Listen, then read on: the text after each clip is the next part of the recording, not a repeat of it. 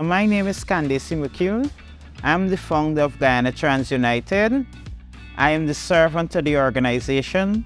So mainly the work that I do from time to time, I'm a human rights activist, and my work entails doing work for my community that I'm a part of. I think, in fact, it was impacting my life and other trans person life in terms of we know that where we is as Guyanese, many trans persons are not given the equal opportunity in terms to go out and work in the main shift, as we may say, in the formal economy in terms of work, and many of us have been engaged in sex work.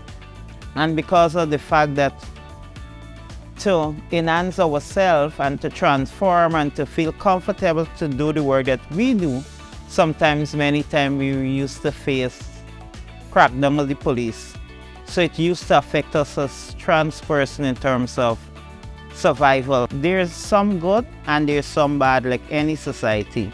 As Guyana is now developing and progressive laws, there's also one of the things behind it is that for me, when we started the cross-dressing case, it was over a decade ago, going through the different court, it was important as a community also was to able to change heart and mind. And one of the things that even though that the laws was being litigated through the court, I was busy impacting in terms of creating changes in heart and mind. And for me, one of the things that I started to do is to try to push back to go to church, able to grow a family, able to try to do things that many trans was not able to do, even though that it come with great challenge, because I tried to move away from sex work. I started to be an entrepreneur, going into the market space. So we don't live directly in vacuum. We started to occupy those spaces that even though sometimes it was a great challenge for my community, but we take those risks in terms of changing heart and mind. And if I should look directly in twofold, the laws would have been struck down, but there's in some hearts has changed. And for me, the next journey is to continue to work to change heart and mind. For me, I look at all the ruling, and for my ruling in the cross-dressing case, I hasn't felt no way comparing it throughout my life in terms of really felt in getting justice. Because even that when we started before the CCJ, if you acknowledge that since we were going before the different local court here, they were a win in terms of, okay, the lower court said, okay, so you have the right as a trans woman to wear female clothing, but for improper purpose. So the only barrier was the improper purpose. And because the improper purpose was vague and broad and there were no definition in our mind, what is the improper purpose? Then we decided to challenge it, but there was always a win. And I think when we get to the CCJ, it was a clear indication that we laws was violating trans person rights.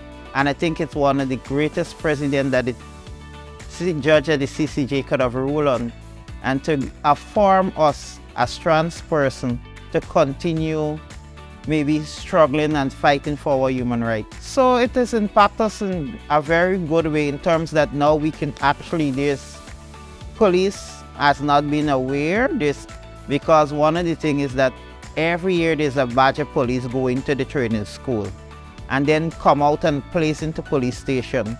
So they don't have directly these laws to impact them and to something that they refer in training. Even though from time to time we would go to the police school and do some training, there's always a turnover. So there's ongoing work. But one of the good things is that we have something to send, and we did print out the ruling, and sometimes we present it to the station. I think Guyanese community are a bit more tolerant in terms of dealing with people of trans experience. Because one of the things is 10 years GT been doing this work, and the work is out there. People are getting aware about trans and trans issues. So trans person for the years has been living on the fringes of society. Many of us as trans women has not been able to be employed in the formal economy, as I said. So many of us are engaged in terms of sex work. We are being engaged in domestic in terms of cleaning some rich person be able to get a little domestic work and all on. So there's very minimum that came to the community in terms of opportunity, in terms of resource, financial resource and such forth. Anything in terms of protection or legal services or in terms of protection for any human being, whether it's a trans or straight person, whatever, their government ought to protect every Guyanese, or every Caribbean citizen should be protected by the government. It's an obligation the government have to protect the citizen. Even though that we've seen and we're hearing about the opportunity, it's not feeding down, especially not just to the trans community, but I think for the wider persons who live from day to day as continue to feel it.